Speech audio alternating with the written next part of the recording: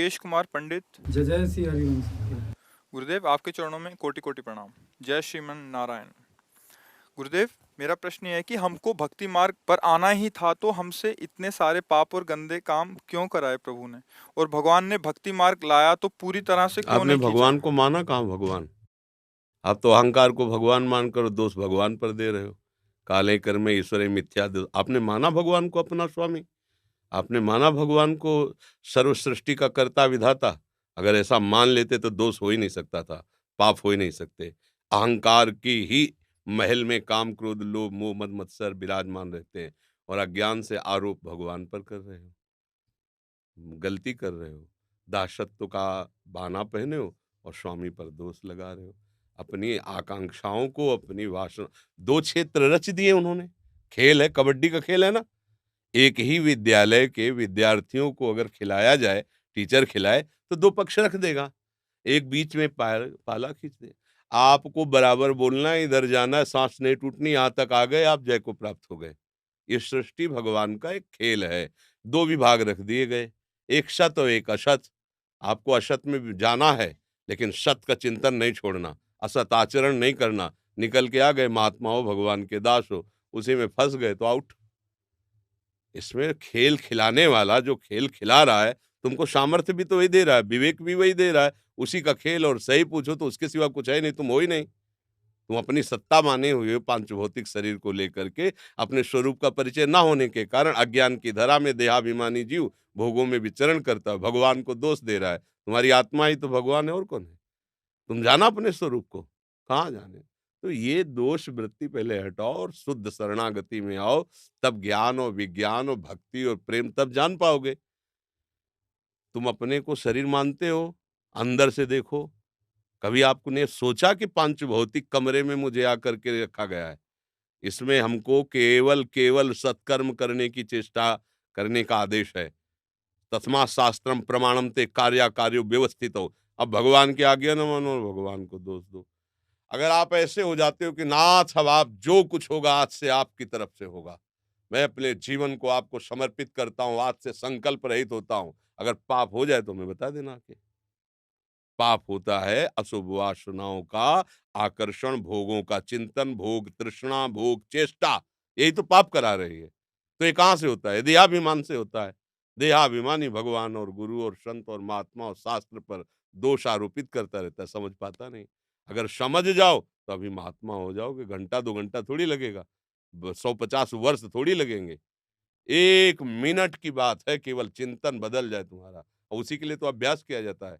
अभ्यास योग युक्तेन चेतसा नान्यगामिना।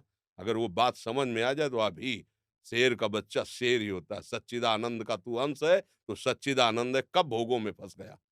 तेरी गलती है, अहंकारवश देहाभिमानी पुरुष। बिना पुरुष भाव के भोग हो सकता है क्या?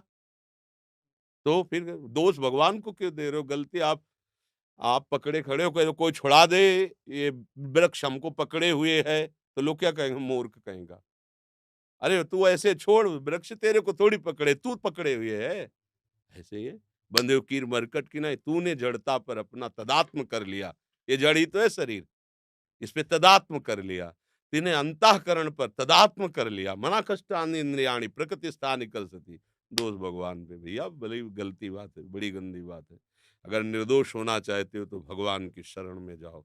नाथ मेरे से गलती हो गई, अपनी गलती से निज ज्ञान राम पर धरे। कैसी बात कर रहे हैं? भाई यही तो है ना, सत वाक्यों का दुरुपयोग।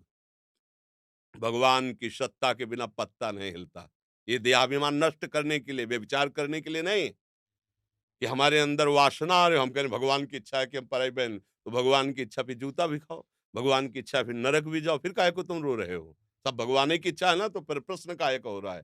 फिर पीटो या पूजो, चल रहा है, फिर क्या है? अगर प्रश्न है तो फिर समझो, विवेकहीन हो करके देहाभिमानी बनकर भोगों को भोगोगे तो तुम्हें दुख क्लेश अशांति जन्म मरण नरक ये सब भोगना पड़ेगा। ये भी भगवत स्वरूप है। बहुत सावधान। इसलिए तस्मात् शास्त्रम प्रमाणम ते कार्या कार्यो व्यवस्थित। तो भगवान के आदेश है ना, जिन्होंने रचा है, तुम्हें बुद्धि दी, तुम्हें बल दिया है, भगवान की आज्ञा के अनुसार चलो, गुरु की आज्ञा के अनुसार चलो, भगवत स्वरूप हो जाओगे तुम में, और तुम्हारे आराध्य में अभेद स्थिति हो जाएगी। अभेद स्थिति, सर्वम खलमिदम ब्रह्म ने नानास्ति किंचन, ब्रह्मविद ब्रह्मैव भवति, बिल्कुल अभेद स्थिति हो। चाहे भक्ति से चलो चाहे ज्ञान से, अभेद स्थिति हो जाती है। ब्रह्म नहीं, माया नहीं, नहीं जीव नहीं, काल अपनी हो सुधि न रहे, एक रहो नंदलाल। आ गया ना, एको ब्रह्म द्वितीयो नास्ति, आ गई भेद स्थिति। सिद्धांत से नहीं चलोगे, केवल सुनी सुनाई बातों से आरोपित करोगे तो बड़ी गड़बड़ बात हो जाएगी। अगर आपको भगवान ने तुम्हें फंसाया तो तुम कौन हो, उत्तर दे सकते हो तुम कौन हो? अगर सही उत्तर दे पाओ तो अभी तुम्हें बता दें कि तुम कौन हो। भूल गए, अपने स्वरूप को भूल गए।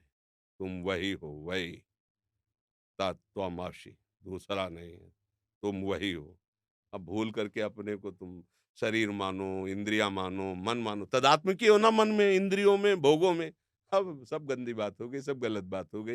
ये अध्यात्म है, अध्यात्म है, कथा कहानियां अध्यात्म तक पहुंचाने के लिए। अध्यात्म में ना जाओगे तो आपके सिवा कोई है ही नहीं, दूसरा कोई है ही नहीं, आप ही आप हैं। चाहे इधर को हो आप, चाहे इधर को हो आप, बात एक ही है। जब तक दो हैं तब तक अभी दृष्टि सही नहीं है।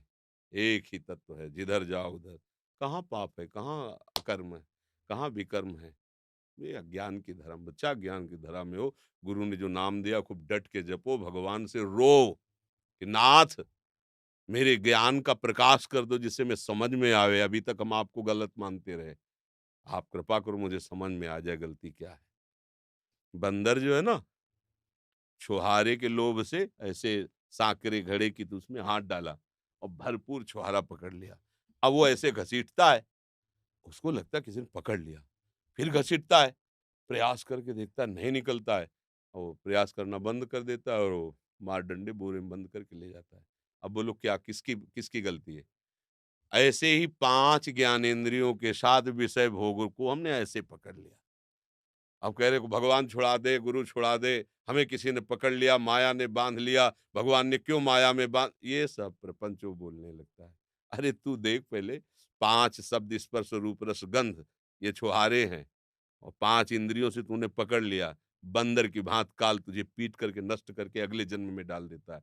चाल को समझ, तू विषयों को छोड़ और अंतर्मुख हो। ऐसा खजाना आनंद का है कि आप लौट पड़ोगे गुरु चरणों में और भगवान की बलिहारी जाओगे।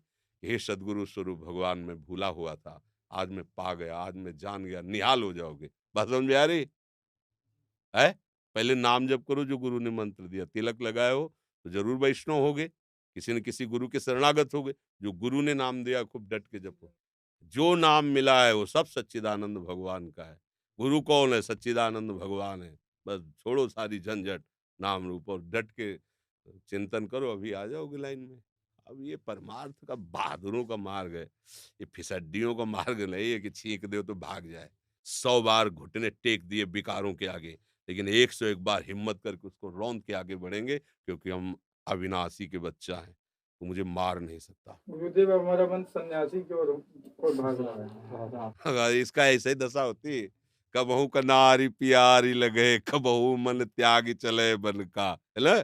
कभी तो अच्छा आज कह रहे हो गुरुदेव सन्यास की तरफ जा रहे हो, कल कहोगे ब्याह की तरफ जा रहा है, बड़े गड़बड़ है। अरे मन को केवल भगवान के चिंतन में लगाओ, बाहरी वेश परिवर्तन से बात नहीं बनेगी। और जब भगवान के चरणों में मन लग गया तो अब चाहे सन्यासी रहकर रहो, चाहे गृहस्थ बन के रहो, कोई फर्क नहीं पड़ता। भोगों में प्रियता नहीं तो गृहस्थ बनकर के भी तुम्हारा क्या बिगड़ जाएगा, और भोगों में प्रियता है तो सन्यासी बनकर तुम्हारा क्या बन जाएगा? बात समझो पहले। सन्यास का मतलब है कि हमारे हृदय में कर्ता और भोक्ता भाव न रह जाए। शरीर का शास्त्र के अनुसार चेष्टा करना, मन का संकल्प रहित हो जाना, और वाणी का मौन हो जाना, ये त्रिदंडी सन्यासी है। वो दंड धारण करे चाहे न धारण करे, प्रगट में सन्यासी ही है।